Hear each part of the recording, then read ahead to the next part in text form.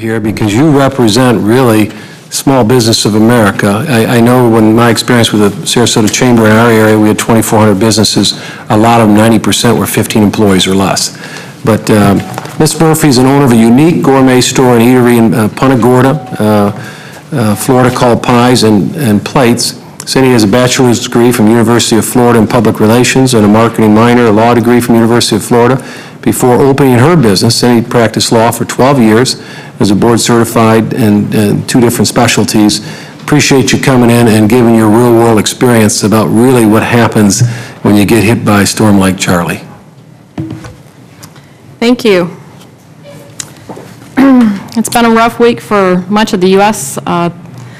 Last couple of weeks, I guess, with Hurricane Faye, Hannah, and Ike, or Gustav, Hannah, and Ike, 4 hurricanes hitting the U.S. and also heading at some point in time for the state of Florida, not all of them hitting directly, some of them skirting by. But Madam Chairwoman and members of the committee, thank you for inviting me to speak here today. My name is Cynthia Murphy. My husband Dennis and I own a retail store and restaurant in Punta Gorda called Pies and Plates.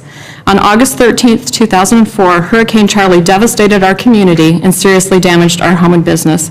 Hurricane Charlie caught us by surprise, as you mentioned. We expected it to pass miles offshore. It was going to be a Category 2. We're expecting just windy, rainy weather that day. And of course, it turned into Category 4 and slammed right into us head-on, devastating our community. Over the next 6 weeks, Florida would suffer direct hits from Hurricanes Francis, Ivan, and Jean, 4 major hurricanes in a row. Damages from the 2004 storms exceeded, I think, $42 billion. I'm not 100% that's the accurate figure, but it was close to that. And since then, Florida's been ravaged by Hurricanes Dennis, Wilma, and Faye. I have to tell you that we were one of the lucky ones. We had windstorm insurance. There were a lot of businesses who didn't. And we were treated pretty fairly by our insurance company, even though it took 90 days before we received our first check and took many more months to fully settle our claim. Except for the nearly $15,000 in deductibles, we were pretty much made whole. What I did not have that I desperately needed immediately after the storm was readily available cash. My business was young. We'd only been open for 16 months, and we had invested most of our savings into it. I had not set up a line of credit at the bank yet because I hadn't needed one. My business was damaged, our home was damaged, my mother's home was totally destroyed. I had homeless employees that needed assistance from us. Bills kept arriving in the mailbox even though there was no income flowing into the business. But the good Lord was looking out for us. About 4 days after Charlie hit, 2 women from SunTrust Bank walked into my business and asked me if I wanted to apply for Florida's Small Business Emergency Bridge Loan. They, right then and there, sat down with the application, helped me apply, and with just in a matter of maybe 48 hours or so, I had a check for $25,000 in my hand. It was incredible. It was far from what I needed, but it was a good start. I don't know what we would have done without those funds. I'm not even sure that our business would have survived if we'd had to wait on insurance proceeds and conventional loans. The funds enabled us to reopen our restaurant, the restaurant part of our business, not the retail part, but the restaurant part, in just 18 days. Coffee therapy was badly needed in Punta Gorda, and we became a gathering spot for people seeking emotional support in our community. The importance of restoring small businesses like mine quickly after disaster can't be overstated. Small businesses are the lifeblood of the community. Not only do we provide needed goods and services, but we also provide employment and help retain residents in the community. Hurricane Katrina has shown us that when residents are forced to leave a community, recovery is very slow.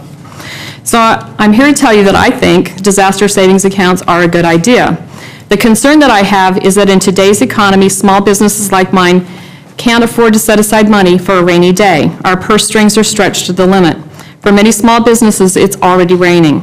Until we finish weathering this financial storm, it may be hard for businesses to set aside funds for a disaster that may or may not happen. That doesn't mean you shouldn't pursue this legislation. Sunnier times are ahead of us. Our economy will recover. My only request as a small business owner is that you make this legislation user-friendly. Allow me to pay for the installation and removal of storm shutters, even if the storm threatens and then quietly passes us by. Don't make the use of the funds contingent upon a national or state disaster declaration. Allow me to use the funds to replace food damaged by hurricane outages, to purchase generators and gasoline to run them. Allow me to use my savings account to hire a public adjuster or attorney to negotiate my insurance claim. Let me buy portable hard drives or pay for off-site digital storage so that I can protect my business and financial records. Keep it simple and reasonable. A good rule of thumb, in my opinion, would be that if it's an expenditure that I would not have made at that time, but for the disaster or the threat of the disaster, the expenditure should be allowed. Finally, don't make the amount that I can set aside so small that it's not worth bothering with, and don't make it difficult for me to prove my expenses or require me to complete an onerous amount of paperwork. Remember, I'm a small business. I do my own books. The IRS scares me. Keep it simple. Thank you for conducting this hearing.